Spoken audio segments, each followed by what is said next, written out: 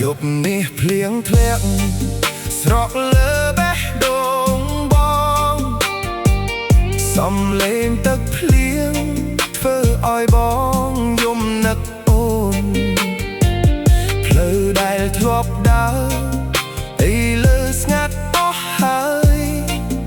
នៅសល់តែអនុស្សាវរីយ៍ឲ្យបងឈឺចាប់ក្នុងចិត្ត